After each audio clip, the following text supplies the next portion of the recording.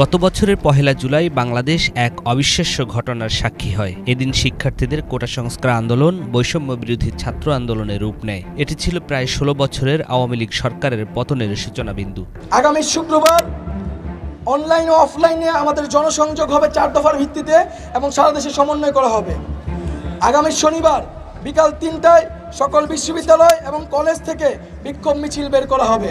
জুলাইয়ের প্রথম দিন ঢাবির রাজু ভাস্কর্যে সমাবেশ থেকে ৪ জুলাই পর্যন্ত দেশের সব বিশ্ববিদ্যালয় এবং কলেজে শ্রেণীকক্ষে পাঠদান ও পরীক্ষা বর্জনের পাশাপাশি ৩ দিনের কর্মসূচি ঘোষণা করা হয়। ৫ জুলাই শাহবাগ থেকে আসে ধর্মঘটের ঘোষণা। ৬ জুলাই থেকে শুরু হয় সড়ক মহাসড়ক অবরোধ। ৭ জুলাই শিক্ষার্থীদের অভিনব বাংলা ব্লকেড কর্মসূচিতে ঢাকা পুরোপুরি স্থবির হয়ে পড়ে। আমাদের আন্দোলন নয়, এই আন্দোলন কৃষকের আন্দোলন, শ্রমিকের আন্দোলন, এই আন্দোলন জাতির আন্দোলন, এই আন্দোলন রেমিটেন্স যোদ্ধার আন্দোলন। ১১ জুলাই বৃষ্টি ও পুলিশের বাধা উপেক্ষা করে শিক্ষার্থীরা শাহবাগ অবরোধ করে রাখে। এমন সময় প্রথমবারের মতো সহিংসতার খবর আসে কুমিল্লা বিশ্ববিদ্যালয়ে। শিক্ষার্থীদের উপর হামলা করে পুলিশ। পুলিশের সাথে অংশ নেয় আওয়ামী লীগ, যুবলীগ ও ছাত্রলীগের নেতাকর্মীরা। এতে ধীরে ধীরে ক্ষোভে ফুঁসে উঠতে থাকেন সারা দেশের ছাত্রছাত্রীরা। ১৪ জুলাই দাবি মানতে রাষ্ট্রপতিকে স্মারকলিপি দিয়ে ২৪ ঘন্টার সময় বেঁধে দেন শিক্ষার্থীরা। আমাদের দাবি হচ্ছে বৈষম্যমূলক যে কোটাগুলো রয়েছে সেগুলিকে বাতিল করে বিদ্যমান কোটা সিস্টেমকে সেটা যৌক্তিক সংস্কার করা।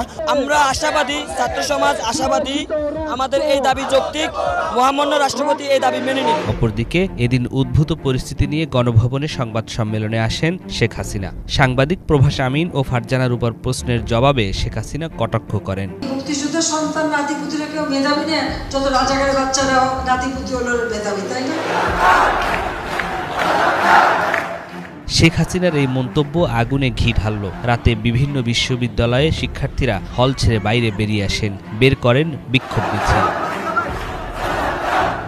পরের দিন ১৫ জুলাই শিক্ষার্থীদের ওই প্রতিবাদকে ক্যাশ করে আওয়ামী লীগ। এদিন হাসিনা আন্দোলনকারীদের তুচ্ছ তাচ্ছিল্য করে বলেন, নিজেদের রাজাকার বলতে তাদের লজ্জাও লাগে না। নিজেদের রাজাকার বলতে তাদের লজ্জা হয় না। এদিন আন্দোলনকারীদের রাজাকার স্লোগানের জবাব ছাত্রলীগ দেবে বলে উস্কানি দেন আওয়ামী লীগ সাধারণ সম্পাদক ওবায়দুল কাদের।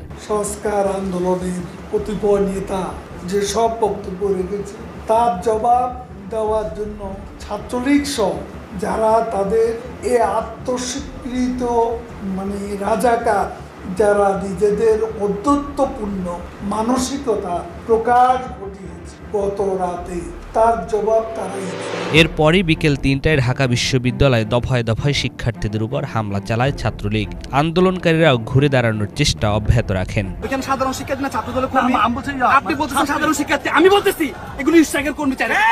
তারা প্রতিদিন ৫,০০০ করে লোকজন এই আন্দোলনে পাঠায়। এখন তারিখ যে আপনি আহ্বান জানাইছে, আপনারা তো এটা ফলো করে বলেন নাই। তারিখ যে আহ্বান জানাইলে কি ছাত্রদলের নেতাকর্মীরা আসবে না? ছাত্রলীগের হামলার প্রতিবাদে ১৬ জুলাই বিক্ষোভ সমাবেশ কর্মসূচিতে রংপুরে পুলিশের গুলিতে গুলিবিদ্ধ হন নিরস্ত্র আবু সাঈদ। লুটিয়ে পড়েন মাটিতে। খবর ছড়িয়ে পড়ে আবু সাঈদ শহীদ হয়েছেন। আন্দোলন মোড় নেয় চূড়ান্ত সংঘাতে। একদিনেই পুলিশের গুলি ও আওয়ামী লীগ, যুবলীগ, ছাত্রলীগের হামলায় শহীদ হন ৬ জন।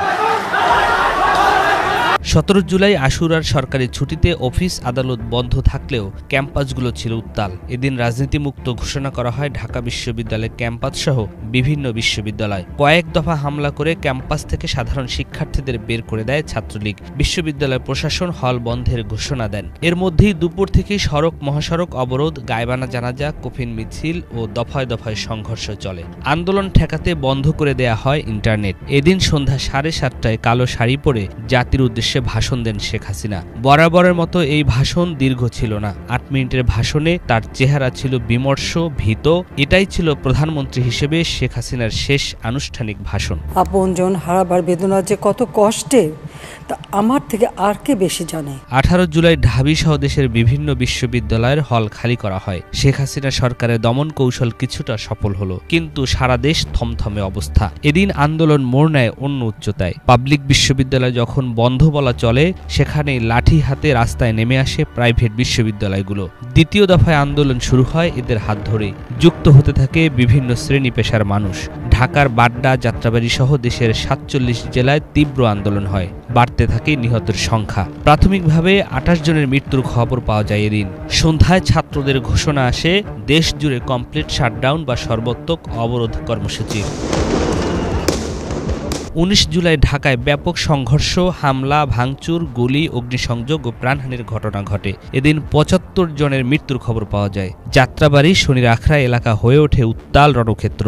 রাত 9:30টার দিকে ঘোষণা আসে শেখ হাসিনার ক্ষমা চাওয়া সহ 9 দফা কর্মসূচি। কুল কিনারা না পেয়ে আইনমন্ত্রী আনিসুল হককে দায়িত্ব দেন ছাত্রদের সাথে কথা বলতে। আলোচনা শেষে 9 দফা কমে হয় 8 দফা। ওই দিন রাতেই 14 দলীয় জোটের নেতাদের সাথে বৈঠক শেষে জারি করা হয় কারফিউ, মোতায়েন করা হয় সেনাবাহিনী। এ রাতেই ডিবি তুলে নেন সমন্বয়ক নাহিদ ইসলাম, আসিফ মাহমুদ, সজীব ভুইয়া, বাকের মজুমদারকে। সারা দেশে পুরোপুরি বন্ধ করে দেয়া হয় ব্রডব্যান্ড কানেকশন। 20 জুলাই কারফিউ ও সেনা মোতায়েন করেও পরিস্থিতি শান্ত করা যায়নি। যাত্রাবাড়ি, উত্তরা, বাড্ডা, মিরপুর ও মোহাম্মদপুরে চলে তুমুল সংঘর্ষ। ঢাকার বাইরেও চলে একই অবস্থা। 20 জুলাই নাহিদ ইসলামকে চোখ বাঁধা অবস্থায় নির্যাতনের পর ফেলে যাওয়া হয়। যৌথ বিবৃতিতে কমপ্লিট শাটডাউন জোরদার করার আহ্বান জানায় আন্দোলনকারীরা। 22 জুলাই আন্দোলন কিছুটা শান্ত হয়, যাত্রাবাড়িও শান্ত হয়। ব্লক রেইডের মাধ্যমে চলতে থাকে পুলিশি অভিযান। 17 তারিখ থেকে 22 জুলাই পর্যন্ত গ্রেফতারের সংখ্যা 2000 ছাড়িয়ে যায়। শুধু ছাত্রদেরই গ্রেপ্তার করা হয়নি, বিএনপি, জামাত সহ বিরোধী দলের নেতাকর্মীদেরও গ্রেপ্তার করা হয়। এদিন ব্যবসায়ীদের সাথে বৈঠকে শেখ হাসিনা কঠিন বার্তা দেন। বলেন, শেখ হাসিনা পালায় না। শেখ হাসিনা পালিয়ে গেছে, শেখ হাসিনা নাই, শেখ হাসিনা চলে গেছে, শেখ হাসিনা পালায় না। 23 জুলাই সংবাদ সম্মেলন করেন বৈষম্য বিরোধী আন্দোলনের সমন্বয়করা। 18 জুলাই থেকে নিখোঁজ আসিফ মাহমুদ, বাকের মজুমদার, রিফাত রশিদের সন্ধান চান। এদিন ব্রডব্যান্ড সীমিত পরিসরে চালু করা হয়। 24 জুলাই সকাল 10টা থেকে বিকেল 5টা পর্যন্ত কারফিউ শিথিল হয়। 5 দিন নিখোঁজ থাকার পর চোখ বাঁধা অবস্থায় আসিফ বাকেরকে ফেলে রেখে যায়। 25 জুলাই শিক্ষার্থীদের আসামি করে একের পর এক মামলা হতে থাকে। একই সাথে চলে গ্রেপ্তার। আবার হাসপাতালে কাতরাচ্ছে আহতরা, কেউ কেউ মারা যাচ্ছে। শেখ হাসিনা মেট্রো পরিদর্শনে গিয়ে কান্নায় ভেঙে পড়েন। তার এই কান্না ব্যাপক সমালোচনার জন্ম দেয়। এদিকে মন্ত্রীরাও নানা রকম হুমকি, হুঁশিয়ারি দিতে শুরু করেন। আজকে মেট্রো রেল বন্ধ, কারণ এই স্টেশন যেভাবে ধ্বংস হয়েছে, এটা সম্পূর্ণ ডিজিটাল সিস্টেম, ইলেকট্রনিক সিস্টেম, সম্পূর্ণ মডার্ন। এটা তো কতদিনের ঠিক হবে আমি জানি না। 26 জুলাই রাতে নাহিদ ইসলাম, আসিফ মাহমুদ সহ 3 জনকে রাজধানীর গণস্বাস্থ্য কেন্দ্র থেকে আবারও তুলে নেয় ডিবি। এদিকে তখন আতঙ্কের নাম হয়ে ওঠে ব্লক রেইডের অভিযান। কোনো বাসায় শিক্ষার্থী পাওয়া গেলে গ্রেফতার। 27 জুলাই নিরাপত্তার কথা বলে তুলে নেওয়া হয় হাসনাত ও সার্জিসকে। এদিন শেখ হাসিনা পঙ্গু হাসপাতাল ও বিটিভি পরিদর্শন করেন। শেখ হাসিনা বলেন, তার কথা বিকৃত করে আন্দোলন চলছে। 10 দিন বন্ধ থাকার পর 28 জুলাই সচল হয় মোবাইল ইন্টারনেট। এদিন সমন্বয়ক নুসরাত তাবাসসুমকে নেওয়া হয় ডিবি হেফাজতে। পুলিশি হেফাজতে থাকা অবস্থায় জোর করে নাহিদদের থেকে আন্দোলন প্রত্যাহারের ভিডিও বার্তা রেকর্ড করে গণমাধ্যমে পাঠানো হয়। এই কারসাজির নেপথ্যে ছিলেন পুলিশ কর্মকর্তা হারুন রশিদ। কিন্তু হান্নান মাসুদ, মাহিন সরকার, রিফাত রশিদ আবারও বিক্ষোভ ও প্রতিবাদ সমাবেশের ঘোষণা দেন। 29 জুলাই আবারও রাজপথে নামে শিক্ষার্থীরা। ছড়িয়ে পড়ে জেলায় জেলায় বিক্ষোভ। আবারও 14 দলের বৈঠক ডাকেন শেখ হাসিনা। গোয়েন্দা তথ্যের ভিত্তিতে আন্দোলনের নেপথ্য শক্তি হিসেবে ছাত্রদের পাশাপাশি বিএনপি, জামাতের নাম আসে। ফলশ্রুতিতে নিষিদ্ধের সিদ্ধান্ত হয় জামাত শিবিরকে। 30 জুলাই হাসিনা সরকার একদিনের শোক ঘোষণা করে কালো ব্যাজ ধারণের আহ্বান জানায়। অপরদিকে আন্দোলনকারীরা মুখে লাল কাপড় ও ফেসবুক প্রোফাইল লাল করার ঘোষণা দেন। এখানে পরিষ্কার হয়ে যায় দেশের বেশিরভাগ মানুষ কোন পক্ষে। 31 জুলাই মার্চ ফর জাস্টিস নামে পদযাত্রা কর্মসূচি পালন করেন শিক্ষার্থীরা। এদিন পুলিশ আবারও চড়াও হয় শিক্ষার্থীদের উপর। সন্ধ্যায় ঘোষণা আসে রিমেম্বারিং আওয়ার হিরোজ নামে নতুন কর্মসূচি। 1 আগস্ট ব্যাপক সমালোচনার মুখে ও 32 ঘণ্টা অনশনের পর 6 সমন্বয়ককে ছেড়ে দেয় ডিবি পুলিশ। এদিন সন্ত্রাস দমন আইনে জামাত ইসলামী ও ছাত্র শিবিরকে নিষিদ্ধ করা হয়। 2 আগস্ট গণহত্যা ও নিপীড়ন বিরোধী শিল্পী সমাজ বিক্ষোভ করেন। সন্ধ্যায় সর্বাত্মক অসহযোগ আন্দোলনের ডাক দেন বৈষম্য বিরোধী ছাত্র আন্দোলনের নেতারা। 3 আগস্ট ঢাকা সহ সারা দেশে সড়কে আবারও নেমে আসে ছাত্র জনতা। বিভিন্ন স্থানে আন্দোলনকারীদের সাথে পুলিশ, আওয়ামী লীগ, যুবলীগ, ছাত্রলীগের নেতাকর্মীদের ব্যাপক সংঘর্ষ হয়। রাত 3টায় শহীদ মিনারে সমাবেশের ঘোষণা আসে। দুপুর থেকে সেখানে জড়ো হতে থাকেন ছাত্র জনতা ও অভিভাবক, শিক্ষক, পেশাজীবী, সাংবাদিক, রাজনীতিবিদ, সংস্কৃতি কর্মী সহ নানা শ্রেণী পেশার মানুষ। এই সমাবেশে নাহিদ সহ প্রথম সারির সমন্বয়করা যোগ দেন। সমাবেশে শেখ হাসিনা এবং তার মন্ত্রিসভার পদত্যাগের এক দফা দাবি ঘোষণা করেন নাহিদ ইসলাম। সারা দেশে অসহযোগ আন্দোলনের কর্মসূচি ঘোষণা করা হয়। সরকারের আলোচনার প্রস্তাব প্রত্যাখ্যান করেন বৈষম্য বিরোধী ছাত্র আন্দোলনের নেতারা। সরকার পতনের ডাক আসায় ৪ আগস্ট মরিয়া হয়ে মাঠে নামে সরকারের সকল বাহিনী ও শেখ হাসিনার দলের লোকেরা। অসহযোগ আন্দোলন ঘিরে এদিন ৯৮ জন নিহত হন।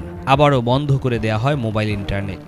বিপুল হতাহতের প্রতিবাদ ও সরকারের পদত্যাগের দাবিতে ৬ আগস্ট মার্চ টু ঢাকা ঘোষণা করা হয়। পরে এই কর্মসূচি একদিনে গিয়ে ৫ আগস্ট ঘোষণা করা হয়। আমাদের যে ৬ তারিখের যে লং মার্চ টু ঢাকা কর্মসূচি ছিল সেটাকে আমরা একদিন এগিয়ে নিয়ে এসেছি, অর্থাৎ আগামীকাল ৫ই আগস্ট সারা দেশের মুক্তিকামী জনতাকে ঢাকার উদ্দেশ্যে রওনা হওয়ার জন্য আমরা আহ্বান জানাচ্ছি। ৫ আগস্ট সারা দেশে কারফিউ চলছে, থমথমে পরিস্থিতি। এর মধ্যে দুপুরে কারফিউ ভেঙে জনতার ঢল গাজীপুর থেকে ঢাকায় প্রবেশ করেন। শেখ হাসিনা ২টা ৩০ মিনিটে পদত্যাগ করে হেলিকপ্টারে দেশ ছেড়ে পালিয়ে ভারতে আশ্রয় নেন। অবসান ঘটে প্রায় ১৬ বছরের ন্যায়হীনতার। আর এদিকে পুরো রাজধানী বিজয় উল্লাসে মেতে ওঠেন। হানা দেন গণভবনে। জনতা নিয়ে যায় শেখ হাসিনার হাঁস, মুরগি, পুকুরের বড় বড় মাছ এবং আসবাবপত্র। বাংলাদেশের ইতিহাসে ৫ আগস্ট ইতিহাসের এক অন্য মাত্রা যোগ করেছে। যতদিন বাংলাদেশ থাকবে ততদিন স্বৈরাচারের বিরুদ্ধে জনতার ক্ষোভের উদাহরণ হয়ে থাকবে ৩৬ জুলাই। এই ৩৬ জুলাই হয়ে রইল বাংলাদেশের ইতিহাসের অন্যতম তাৎপর্যপূর্ণ দিন। নিয়াজ মাখদুম, বাংলা ভিশন, ঢাকা।